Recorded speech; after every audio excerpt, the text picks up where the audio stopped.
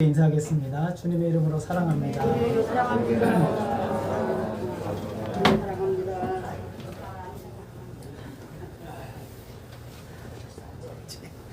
우리가 인생을 살면서 좀 이런 말을 안 들었으면 하는 말이 있는데 뭐냐면 당신 참 무능하다 라는 말을 듣는 것은 참 괴롭습니다. 당신 참 뭘 잘하네, 당신 참 잘하네, 이런 얘기 듣는 건 좋은데 참 무능하다, 여러분 살면서 한번 들어보셨습니까? 될 수 있으면 그런 얘기는 잘 안 하게 되죠. 어떻게 누군가에게 얼굴을 똑바로 쳐다보면서 참 당신 무능하네요 라고 말할 수 있겠습니까? 사람들은 이런 말을 좋아해요. 당신은 뭐든지 할 수 있어, 당신은 놀라울 정도의 저력과 가능성을 가지고 있으니 시작하면 돼, 낙심하지 말고 힘껏 뛰어봐, 그리고 반드시 당신은 승리할 거야, 최선을 다해, 뭐 이런 얘기들을 우리는 참 좋아합니다. 그래서 인간의 가능성은 무한하고 또 그리고 뭐든지 할 수 있다라고 생각합니다. 노력만 하면 무한히 뻗어나가고 어떤 일이라도 할 수 있다라고 하는 것이죠. 한참 미국에서 유행했던 그 기독교는 아닌데 기독교에 흉내내면서 아주 유행을 했던 오프라 윈프리라는 여자가 그 굉장히 유명한 사람이죠. 이 사람이 교회 비슷하게 했는데 뭐 10만 명 이상 정도 모였던 것 같아요. 이 사람이 했던 내용의 골자가 그겁니다. 하늘을 바라보며 꿈을 꾸면 그것이 당신의 것이 됩니다 라는 거죠. 굉장히 멋있죠, 여러분. 사람들이 그동안 얻지 못했는데 당신이 하늘을 보고 부자가 될 거라고 믿으면 당신은 부자가 돼 있을 겁니다. 당신이 하늘을 바라보고 멋진 남자가 내 앞에 있으라 하면 있을 겁니다. 그렇게 했더니 10만 명이 모여서, 저도 아마 되지 않을까 싶기도 한데 제 말은 잘 안 들으려고 하니까, 오프라 윈프리는 워낙 유명한 사람이었고, 그래서 당신은 뭐든지 할 수 있다, 생각만 해라, 품어라, 바라만 봐라, 그러면 될 것이다 라는 것이 굉장히 이 시대에 여전히 있는 이야기죠. 여러분, 그랬으면 전 세계 사람 다 부자가 됐겠죠. 전 세계 사람들 다 최고로 예쁜 아내, 최고로 멋진 남편, 뭐 자식들은 최고로 다 잘 되고 세상에는 잘 되는 사람밖에 없을 거겠죠.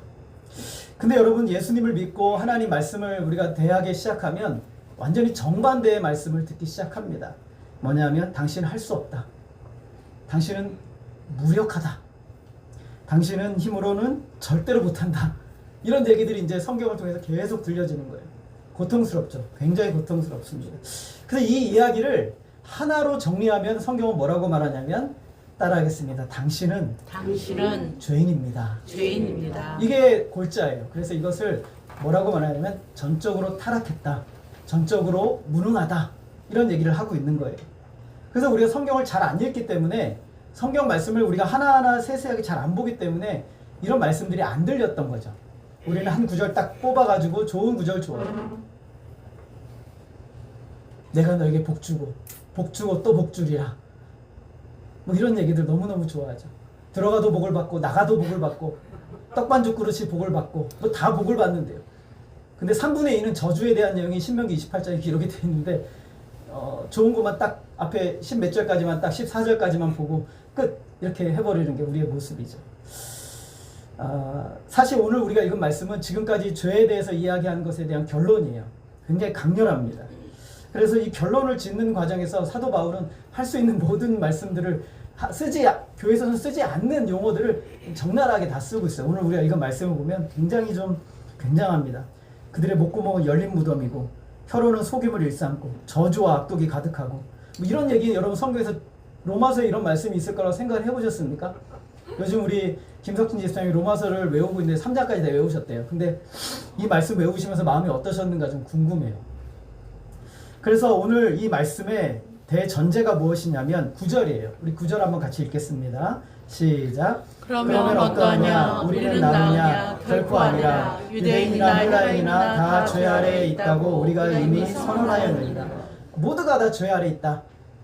쉽게 말하면 죄에 속박되어 있다라는 거예요. 그래서 죄인이다 라는 것을 얘기하죠. 유대인이나 헬라인이나 우리의 법적인 신분은 죄인입니다. 여러분은 서울 시민, 대한민국의 시민일지 몰라도, 그러나 하나님이 우리를 바라보시는 첫 번째 시각은 죄인이다 라는 거예요. 이것이 참 중요하죠. 그래서 이 죄인이라는 것은 뭐냐면, 성경에서 죄인이라는 것은 무능하다라고 얘기하고 있어요. 전적으로 무능하다. 여러분, 근데 하실 수 있으시죠?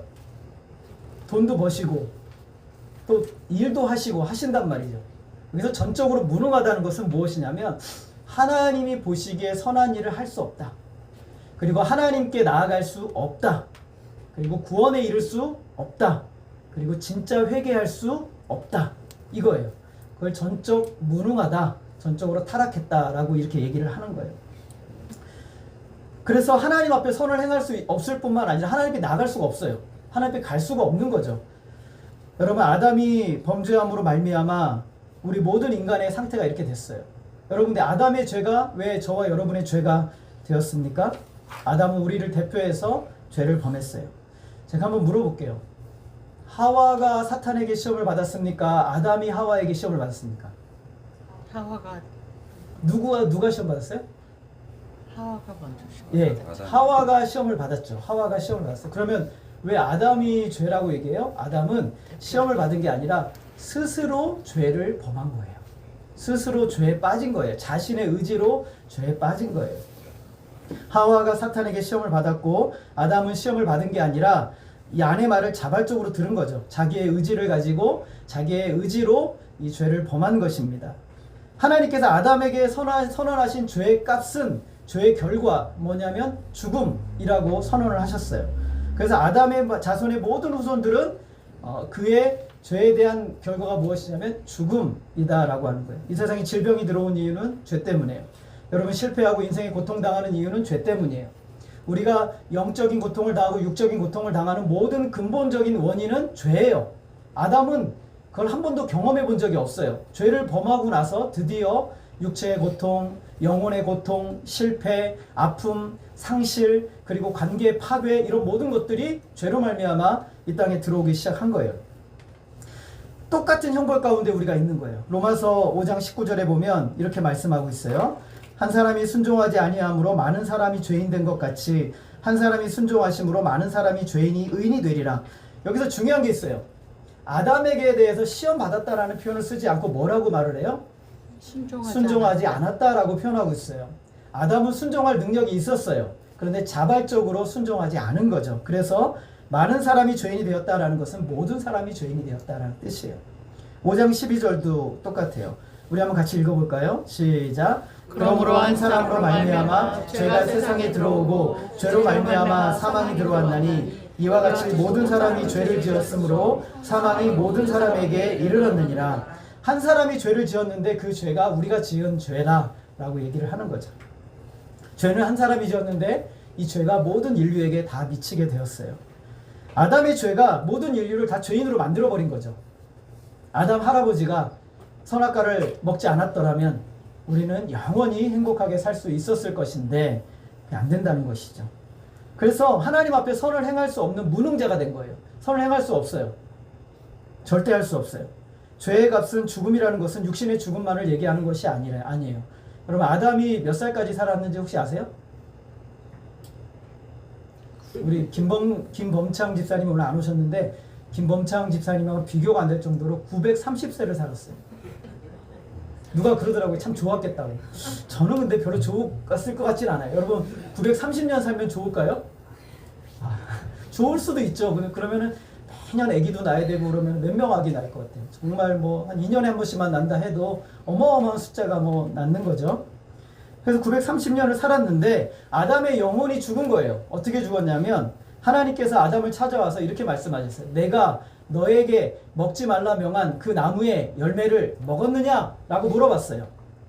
그랬을 때 아담이 어떻게 했을까요? 뭐라고 얘기했어요? 당신이 나에게 주셔서 함께 있게 한 여인이 나에게 주므로 내가 먹었나이다 그랬어요. 순서가 잘못됐어요. 뭘 해야 돼요? 하나님께 회개해야 되는데 회개할 능력을 상실해버린 거예요. 회개를 못해요. 원래는 아이들이요, 너 이거 왜 했어? 그러면 아이들이 가서 엄마 잘못했어 라고 얘기를 하는데 애들이 뭐라 하냐면 엄마 어쩔 수가 없었어. 이거 정말 내가 너무 필요해서 그랬고 형이 나한테 이거 하라고 시켰어. 어떻게 죄를 어떻게 해요? 전가해버리죠. 회개할 능력을 잃어버린 거예요. 회개를 못해요. 회개를 할 수가 없는 것이죠. 회개를 할 수 없고 아내에게 전가하는 거예요. 죄악의 독소가 우리를 어떻게 만들었냐면 회개를 못하게 만들었어요. 할 수가 없어요. 자기는 잘못했다고 인정을 할지는 몰라도 하나님께 회개하지 않을 정도로 무능력자가 된 거예요. 여러분, 회개라는 것은 내 힘으로 할 수 있는 게 아니에요. 그건 능력이에요. 회개는. 그래서 하나님을 알만한 것이 인간에게 있는데 인간이 그래서 하나님을 찾았어요. 하나님을 찾으려고 노력했는데 찾을 수 있어요? 못 찾아요. 그래서 인간이 뭘 찾았냐면 찾은 게 우상인 거예요. 인간이 찾다가 하나님을 찾다가 하나님과 비슷한 것을 찾았는데 그게 우상이에요. 하나님을 찾을 수가 없게 된 것이죠. 그래서 하나님을 막연하게 만나고자 하는 갈망, 원함이 있는데 그 갈망과 원함으로는 하나님을 찾을 수 없는 인간이 돼버린 게 우리의 현실인 거예요. 그래서 사람들이 우상에게로 갔어요. 인간에게 양심으로 살고자 하는 마음이 있고 도덕적으로 깨끗하게 살고자 하는 마음이 인간에게 있을까요? 없을까요? 있어요. 있긴 있어요. 여러분, 저기 절간에 가보세요. 그 사람들 정말 그 채식만 먹고 얼마나 깨끗하게 사는지 몰라요. 고기도 안 먹어요. 참. 그 맛있는 고기도 안 먹는단 말이죠. 근데 그 윤리적인 탁월함, 갈망, 원함, 그걸 가지고 하나님을 찾을 수 있느냐? 안 된다는 거예요. 못 찾는다는 거예요. 불가능하다는 거예요. 새가 한 마리가 있는데 여러분, 날개가 부러졌어요. 날개가 부러진 새가 속으로 생각해. 난 하늘을 날 자유가 있어. 난 하늘을 날 거야. 자, 여러분, 하늘 날 수 있을까요? 못 날라요. 못 날죠. 왜요? 무력해진 거예요. 인간이 하나님께 가고 싶어요. 의롭게 살고 싶단 말이죠. 할 수 없어요. 왜냐하면 날개 부러진 새와 같아요. 우리는 무력해진 거예요. 그게 바로 전적 타락이라고 얘기를 하는 거예요. 인간은 스스로 하나님께 가서 나의 의로움을 쟁취해서 천국을 갈 수 없게 되었다라는 것이 바로 전적인 타락이라는 거예요. 그래서 하나님을 찾는데 무력하다. 오늘 이 말씀이 사실은 우리에게 너무너무 중요한 말씀인 거예요. 이것을 넘어가지 않으면, 여기에서 우리가 함께 이 말씀 안에서 나를 돌아보지 않으면 우리는 이 복음이 진짜 무엇인지를 깨닫지 못하는 거예요.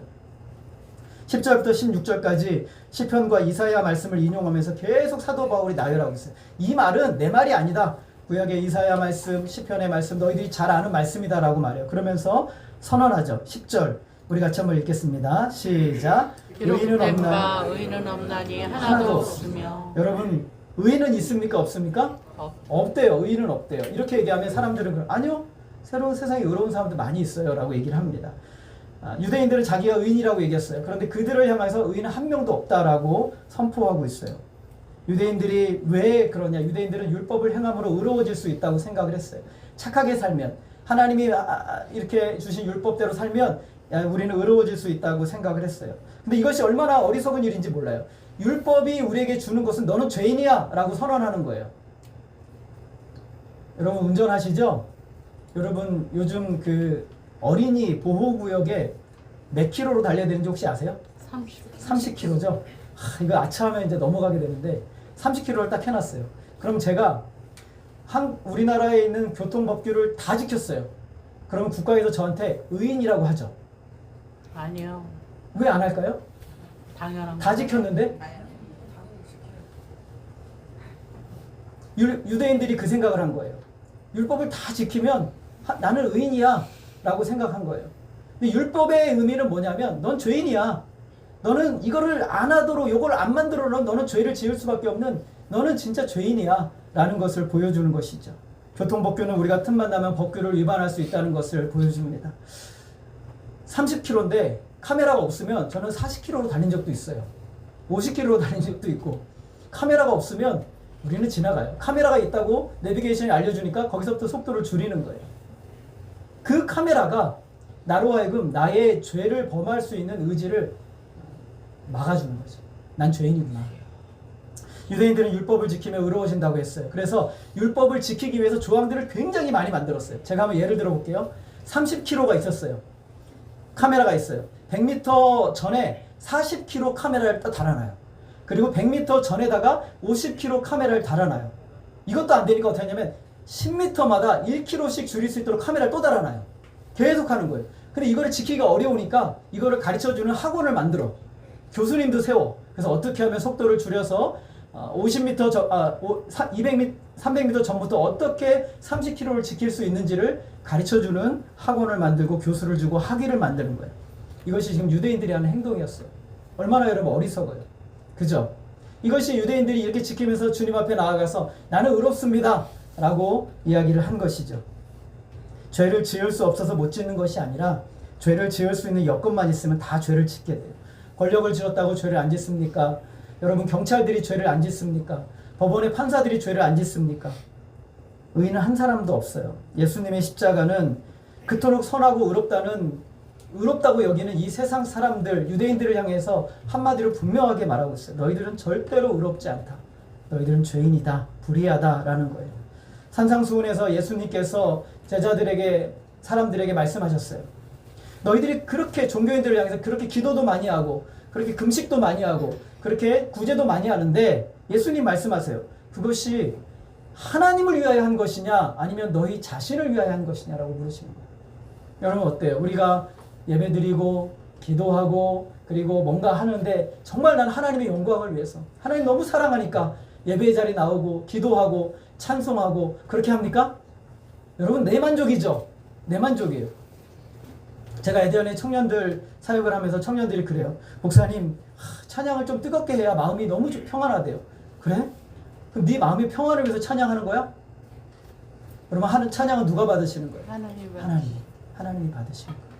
근데 정말 하나님을 위해서 하느냐는 거예요. 여러분의 삶을 먹든지 마시든지 무엇을 하든지 하나님의 영광을 위해서 하라고 주님이 말씀하셨는데 과연 내가 그럴 수 있느냐는 거예요.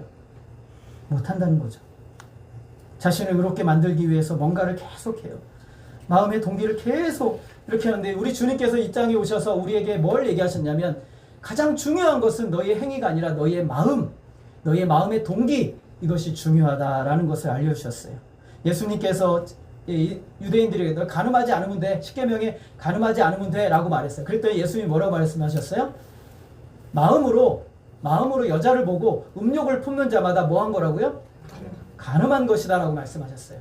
살인하지 말라고 하셨어요.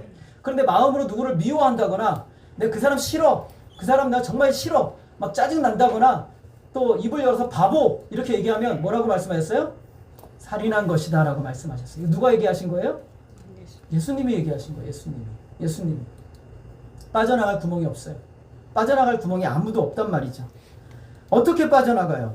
율법이라는 것은 우리가 하나님에 의해 도달할 수 없다라는 것을 보여주는 척도예요. 이것을 깨닫게 해주기 위해서 율법을 주셨어요. 율법은 우리의 마음의 동기를 다 파헤치면서 뭐라고 말하냐면 넌 죄인이다 라고 얘기를 하는 거예요. 11절에 보면 깨닫는 자도 없고 하나님을 찾는 자도 없어요. 여러분 일주일 동안 하나님 얼마나 찾으셨어요? 하나님 앞에 얼마나 나가셨어요? 여러분 나는 하나님을 충분히 잘하고 있다고 생각할 수 없어요. 우리는 누구도 하나님 앞에 얼마나 나갔어요? 말씀 앞에 얼마나 나갔고 얼마나 우리가 기도했습니까? 왜 할 수가 없어요? 에베소 4장 18절 우리 같이 한번 읽겠습니다. 시작. 그들의 총명이 어두워지고 그들 가운데 있는 무지함과 그들의 마음의 굳어짐으로 말미암아 하나님의 생명에서 떠나 있도다. 총명이 어두워졌어요. 무지함으로 가운데 있어요. 마음이 굳어져 버렸어요. 그러니까 하나님 안 찾아요. 하나님 찾지 않아요. 여러분 하나님 안 찾아요. 가만히 내버려 두면요. 교회도 안 오고 예배도 안 드리고 말씀도 안 보고 그래요. 혼내니까 너 반드시 와야지 예배 드려야지 하니까 가는 거예요. 죄를 깨닫게 되는 것은 대단한 일이죠. 내가 죄인이라는 것을 깨닫는 순간 우리에게 새로운 역사가 시작이 되는 거예요. 죄인의 3대 사역이 있어요. 여러분 잘 기억해 주세요. 따라하겠습니다. 비교, 판단, 정죄. 이게 죄인의 3대 사역이에요. 열심히 하고 있어요. 여러분 내가 누군가 나와 비교를 했어요. 그래서 내가 그 사람을 좀 나아 보여요. 그럼 어때요? 마음이 어떻습니까? 행복하죠? 근데 저 사람도 좀 나으면 행복해요. 근데 비교를 했어요. 근데 그 사람이 나보다 좀 나은 것 같아요. 그럼 어때요? 우울하죠? 나는 왜 저만큼 안 될까? TV에서 드라마 보고 있는데 멋지고 키 크고 멋진 배우들이 딱 나왔는데 저희 집사람 한 번도 그런 적이 없지만 아내가 보면서 진짜 잘생겼다. 진짜 멋지다. 저런 남자를 한번 살아봤으면 좋겠다. 그러면 저는 뭐가 되는 거죠? 우리 집사람 한 번도 그런 적이 없는데 그럼 저는 뭐가 되는 거죠? 나가야죠. 여러분 우리의 삶이라는 게 그런 거예요. 늘 비교하는 거예요. 여러분 아침에 일어나면서부터 우리는 비교해요. 내가 과연 남들보다 일찍 일어났는가? 남들보다 더 하고 있는가? 좀 부족한 거 아닌가? 우리 회사는, 우리 직장은, 우리의 사업장은, 나는 저 사람보다 나는 어떤가? 세상은 끊임없이 점수로 여러분을 매기고 있잖아요. 그리고 판단하죠. 저 사람 나보다 못해. 저 사람 참 무식해. 무식하다는 말은 참 말을 못하죠. 어쩌면 저렇게 일을 못할까? 이런 얘기도 속으로 막 여기까지 올라와 있는데 단지 못할 뿐이에요. 저 사람 왜 나한테 저렇게 해? 그리고 정죄하기 시작하죠. 정죄한단 말이죠. 우리의 입술이라는 것이요, 우리의 마음에 있는 것을 내 삶을 대변하는 거예요. 근데 사도 바울이 사실 이런 사람이었어요. 비교하고 판단하고 정죄하는 사람이었어요. 그런데 그가 예수님을 만나고 나서 자기가 죄인임을 깨닫고 나자 그가 했던 말이 있어요. 뭐냐면 따라하겠습니다. 나는 죄인 중에 괴순이라. 최상급이에요. 나는 모든 사람 중에 최고 죄인이다. 이렇게 얘기를 하는 거예요. 괴수와 같다라는 거죠. 내가 죄인이라는 걸 깨달아야 여러분 그제서야 진짜 하나님을 찾게 되는 거예요. 내가 죄인이라는 걸 깨달아야 그제서야 진짜 하나님을 찾아요.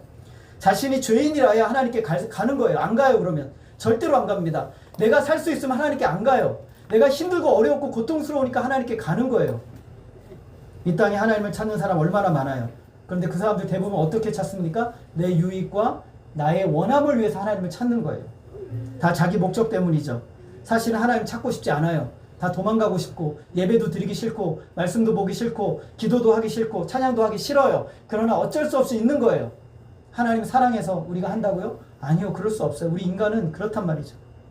12절 다 치우쳐 함께 무익하게 되고 선을 행하는 자는 하나도 없도다 라고 말합니다. 우리의 의지는 철저히 타락하고 부패했다라는 거예요. 선을 행할 수 없어요. 어떤 일을 하더라도 뿌리 깊은 자기중심성 때문에 나를 위해서 하는 거예요. 여러분 다 나를 위해서 하는 거예요. 운동도 나를 위해서 하는 거고 노래하는 것도 나를 위해서 하는 거고 밥 먹는 것도 다 나를 위해서 하는 거예요. 여러분 아니라고 말할 수 없잖아요. 예수님께서 구제할 때 이렇게 말씀하셨어요. 잘 한번 보세요. 구제할 때 제가 우리 명은이한테, 명은이가 제 딸이 아니라고 생각해봐요. 제가 이제 구제를 하는데 제가 한 10만 원을 준다고 봐요. 근데 몰래 주는 게 아니라 명은이 잠깐 앞으로 나와봐 하고 이제 여러분 다 보는데 10만 원짜리를 딱 이렇게 주면서 자 제가 줍니다 이렇게 얘기했어요. 그때 예수님이 뭐라고 하냐면 너는 이미 상을 받았으니 하나님께 받을 상이 없다라고 말씀하셨어요. 은밀하게 하지 못하는 거죠. 하나님의 영광을 위해서 하지 못하는 거예요. 그래서 예수님의 말씀은 뭐예요? 예수님의 말씀은 우리의 이런 잘못된 마음의 상태에서 우리가 구원받아야 한다는 거예요. 거듭나야 새롭게 태어나지 않으면 안 된다는 거예요. 니고데모는 이스라엘의 최고로 경건한 사람에게 속했어요. 니고데모 아시죠? 니고데모가 한밤중에 예수님을 찾아왔어요. 마음의 고통과 허함과 헛헛함을 가지고 예수님 만나고 싶어서 찾아왔단 말이죠. 종교적으로 사내들인 공의의 일원이고 이스라엘 최고의 권위자라고 할 수 있는 사람이 니고데모였단 말이죠. 예수님께서 니고데모를 바라보고 예수님 제가 마음이 요즘 힘들어요. 참 고통스러워요. 너무너무 어렵습니다. 그러자 예수님께서 니고데모에게 니고데모야 너 좀 마음의 수양 좀 해야 되겠다. 아니면은 며칠 정도 휴가 좀 다녀와. 너 좀 어디 좀 가서 쉬어라. 이렇게 말씀하지 않으셨어요. 우리 한번 따라하겠습니다. 네가 거듭나야 한다. 인생의 문제의 해답은요. 내가 거듭나야 하는 거예요. 새롭게 태어나지 않으면 절대로 거기서 우리는 해결받을 수 없다라는 것이 예수님의 답이었어요. 아무것도 된 것이 없다. 너는 새로 시작해야 된다. 생명의 주로 예수님을 만나지 못한 사람들은 아무리 모든 방법을 동원해도 그 마음의 고통에서 자유할 수 없어요. 자기가 할 수 있다고 하는 사람들, 다른 방법으로 이 문제를 해결할 수 있다고 생각하는 사람들을 향해 예수님은 모든 인간은 자기의 의지도 없고 자기의 힘도 없다라고 말씀하세요. 내가 선을 행하고 있다는 착각이야말로 하나님께 나아가는 가장 큰 장애물인 거예요. 여러분이 나는 잘하고 있다라고 생각하는 것이야말로 하나님께 나아가는 가장 큰 장애물인 거예요. 이게 예수님께서 이 땅에 오셔서 우리에게 깨우쳐 주신 거예요. 13절 그들의 목구멍은 열린 무덤이요 그 혀로는 속임을 일삼으며 그 입술엔 독사의 독이 있고 죄악된 인간이 입만 열면 이것이 쏟아진다는 거예요. 하루 종일 자기 자랑을 하고 하루 종일 다른 사람 고통스럽게 하고 입에서 독이 나오는데 여러분 입에서 독이 나오는 이유가 뭐예요? 그 속에 뭐가 있어요? 독이 있어서 그런 거예요. 여러분 독이 있죠? 아닌 것 같아도요. 여러분 누군가 여러분 진짜 막 화나고 짜증나게 해보세요. 그러면 이 독이요. 어쩌면 저 사람에서 이 독이 나오는가 막 놀랄 정도로 독이 나와요. 여러분 우리 속에 뭐가 있어요? 독이 있어요. 여러분. 독이 있단 말이에요. 저도 어쩔 때 막 놀래요. 제가 내가 왜 이렇게 화를 내지? 내가 왜 이렇게 악한 말을 하지? 그런단 말이죠. 독이 있단 말이죠. 예수님께서 종교 지도자들 향해서 너희들 회칠한 무덤이라고 했어요. 겉으로는 예쁘게 칠해놨는데 속에는 썩은 냄새가 난다는 거죠. 15절 16절 그 말은 피 흘린 데 빠른지라 파멸과 고생의 길이 있다고 말합니다. 하루 종일 사람들과 관계를 맺고 한번 생각해보세요. 사람들 상처 주고 파멸로 치닫고 평생 고생하는 일로 하루를 살기 때문에 우리 마음속에 뭐가 없어요? 따라가겠습니다. 평안이 없다. 평안이 없어요.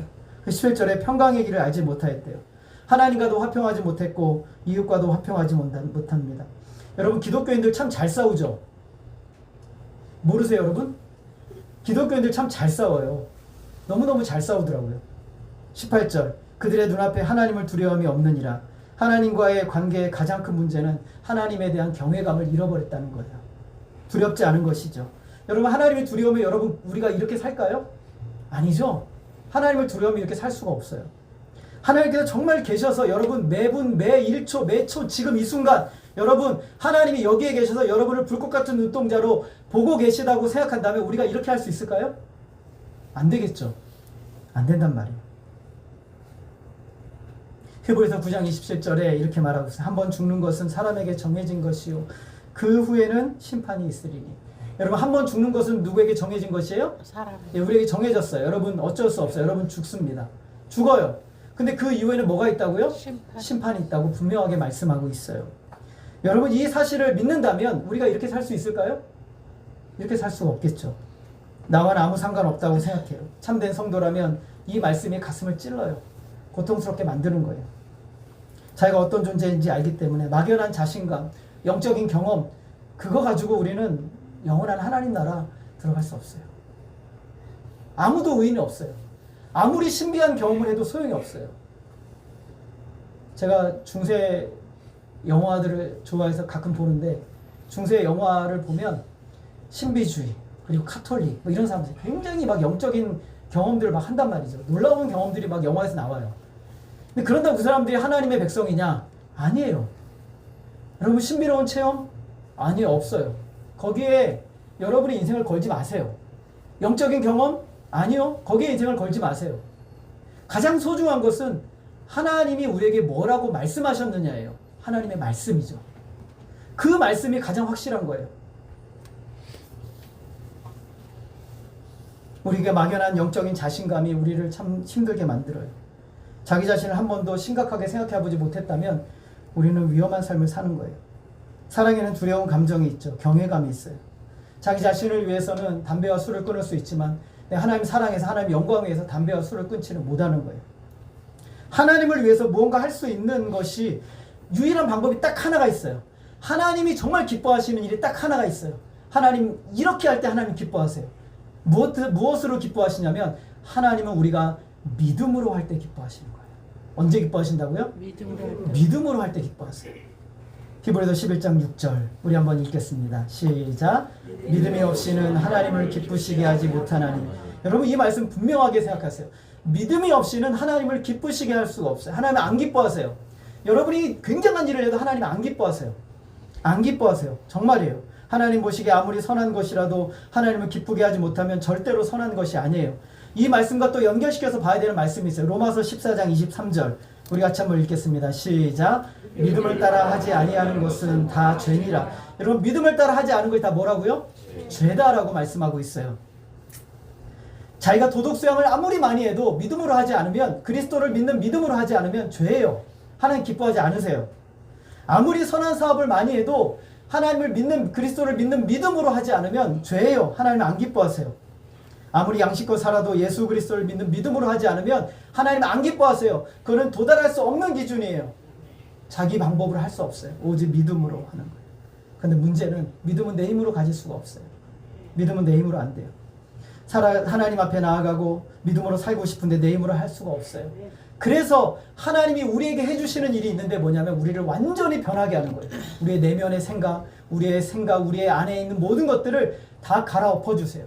새롭게 하시는 역사가 일어나는 거예요. 이것을 중생이라고 하는 거예요. 다시 태어나는 거. 거듭나야 돼요. 그때 말씀이 들리기 시작해요. 진짜로. 아, 이 말씀이 믿음으로 받아들여지는 거예요. 이 말씀을 붙들고 살 수 있는 힘이 들어오기 시작하는 거예요.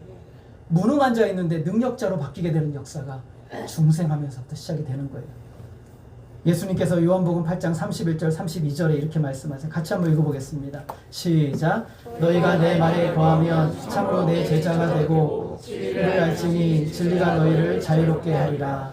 너희가 내 말에 거하면 참으로 누구의 제자가 됩니까? 예수님의 제자가 된대요. 그러면 뭘 알게 됩니까? 진리를 알게 되는데 그 진리가 우리를 어떻게 합니까? 자유하게 하는 거예요. 그러면 진리를 몰랐을 때는 진짜 자유를 한 게 아니에요. 다 자유한 게 아니에요. 억압 가운데 있었던 거죠. 성경을 알고 예수님 앞에 가면 하나님께서 우리에게 무슨 진리를 알려줄까요? 따라하겠습니다. 너는 죄인이다. 너의 힘으로 내 앞에 올 수 없다. 너의 힘으로 회개도 못한다. 너의 힘으로 내가 원하는 선도 행하지 못한다.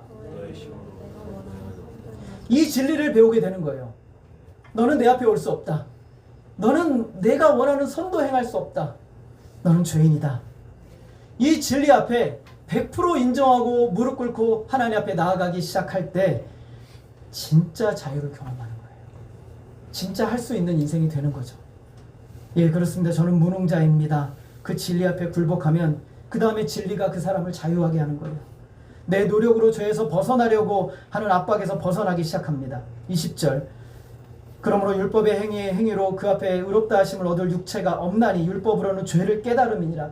이 율법의 수많은 조항들이 우리에게 주는 것은 너는 죄인이다라는 거예요. 그래서 요한복음 6장 44절에 보면 예수님께서 이렇게 말씀하세요. 나를 보내신 아버지께서 이끌지 아니하시면 아무도 내게 올 수 없으니 오는 그를 내가 마지막 날에 다시 살리리라. 우리가 갈 수 있는 힘이 없으니까 하나님께서 우리를 누구에게 이끌어주세요? 예수님께로 이끌어주는 거예요. 예수님께로 이끌어주는 거예요. 그러면 예수님의 입술을 통해 진리의 말씀을 듣고 자유를 만나게 되는 거예요. 신앙은 하나님에 대한 절대 의존하는 거예요. 믿음은 하나님만 의지하는 거예요.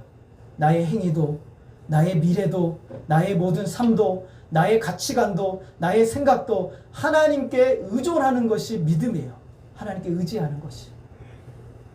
마태복음 11장 28절 우리 같이 한번 읽겠습니다. 시작. 수고하고 무거운 짐진 자들아 다 내게로 오라. 내가 너희를 쉬게 하리라.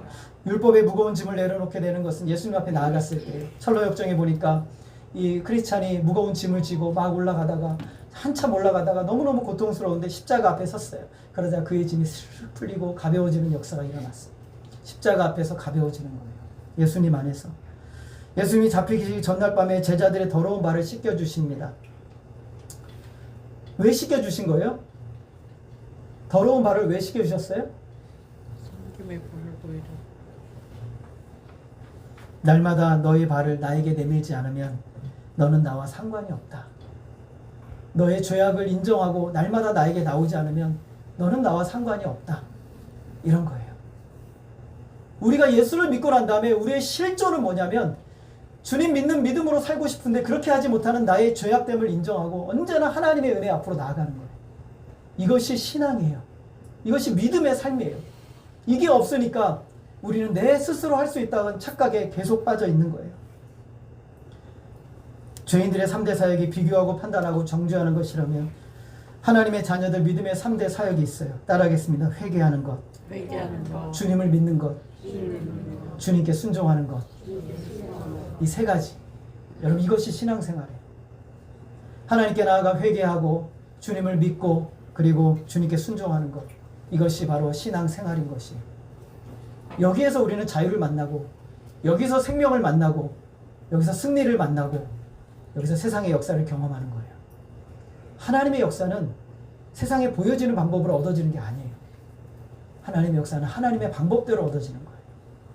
오늘 우리 신앙의 대부분의 문제는요, 우리가 회개하지 않은 수많은 죄들 때문에 우리가 하나님 앞에 죄를 인정하지 않고 나아가는 그런 죄들로 이제 막혀 있는 거예요. 한 번도 중심에 깊이 회개해 본 적이 없는 사람들이 주님을 믿는다고 말하는 것은 위험한 거예요. 노호 목사님이 에스라 성경 강좌에 가서 그런 얘기를 하는데 너무 깊이 공감이 갔어요. 하나님의 말씀을 읽고 한 번도 통곡해 본 적이 없으면 우리는 진짜 신앙인이 아니다.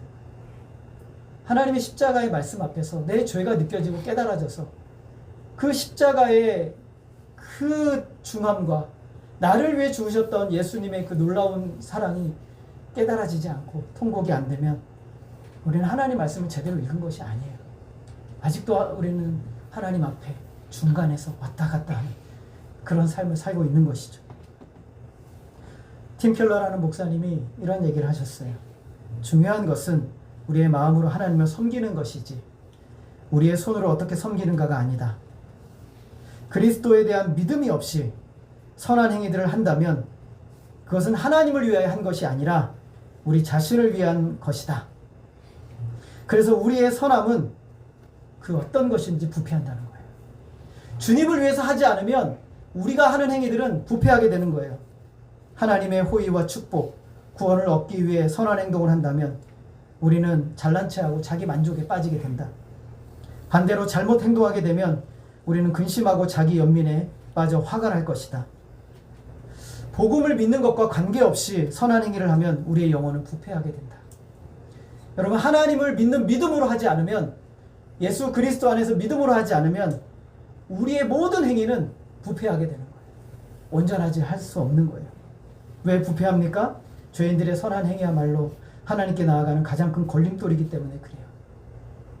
오늘 이 말씀은 우리에게 내게로 나오라고 말씀하고 있어요. 여러분의 인생 주님께로 나아가서 거기서 쉬고, 여러분의 인생 주님께로 나아가서 거기서 생명의 길을 찾고, 여러분의 인생 매일 매순간 예수님께로 나아가 그 은혜의 삶을 시작하라 라고 말씀하고 있는 것이죠. 사도 바울이 갈라디아서 2장 20절에서 이렇게 말씀하고 있어요.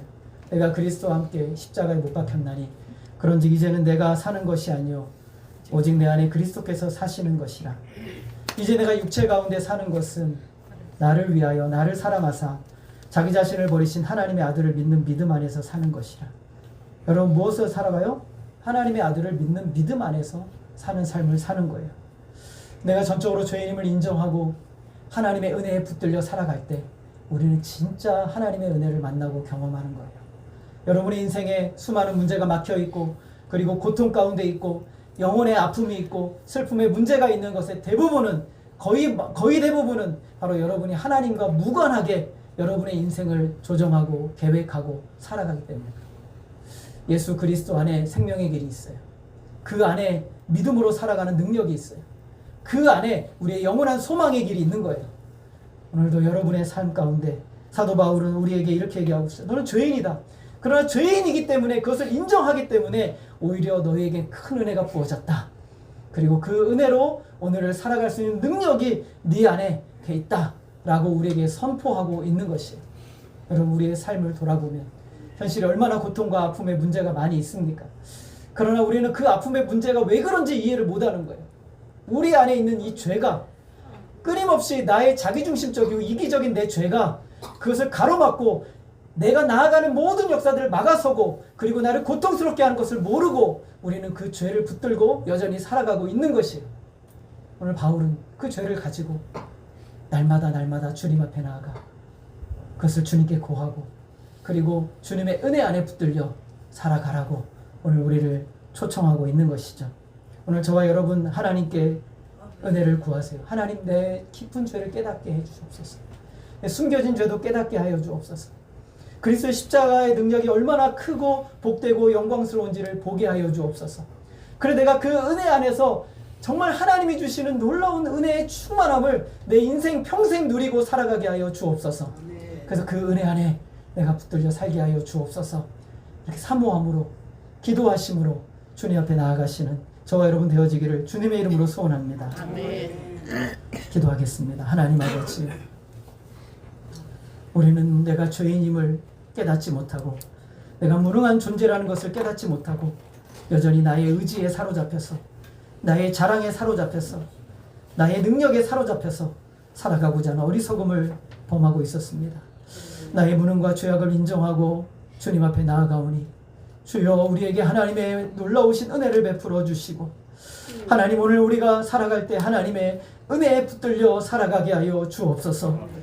하나님의 충만하신 은혜가 우리 모든 성도들에게 부어지게 하여 주시고, 하나님 앞에 나아가 간절한 마음으로 나아갈 때 주님이 부어주시는 역사들을 만나고 경험하고 누리게 하여 주옵소서.